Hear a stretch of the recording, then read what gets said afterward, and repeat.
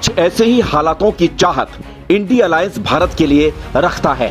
दुनिया के सबसे बड़े लोकतंत्र और लोकतांत्रिक व्यवस्था को उखाड़ फेंकने के लिए षड्यंत्र रच रहा है।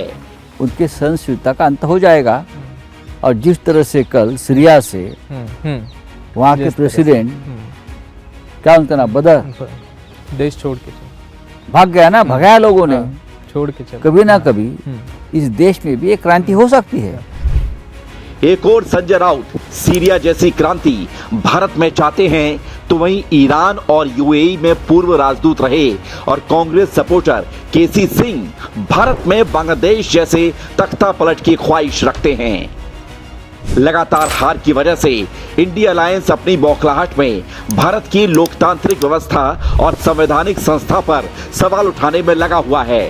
हाल ही में महाराष्ट्र चुनाव में मिली करारी हार के बाद कांग्रेस और शिवसेना यूबीटी ने एक बार फिर से ईवीएम पर दोष मढ़ना शुरू कर दिया है और बैलेट पेपर से चुनाव करवाने पर अड़ गया है।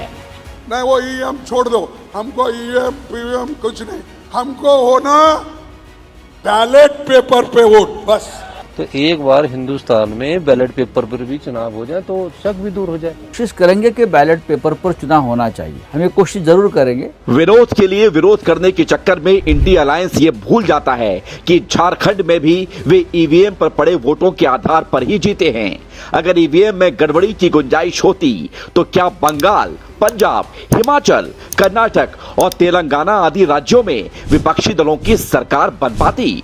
सच्चाई ये है कि विपक्ष हार पचा नहीं पाता है और हार का दोष ईवीएम पर मढ़ने लगता है, और वो भी तब जब उसे कई बार सुप्रीम कोर्ट भी नसीहत दे चुका है। भारतीय लोकतंत्र इस बात का साक्षी भी रहा है कि हमेशा लोगों ने अपने मताधिकार का प्रयोग सूझबूझ और विवेक के साथ किया है, और इंडिया अलायंस का चुनावी नतीजों पर सवाल उठाना देश के वोटरों पर भी सवाल उठाने जैसा है।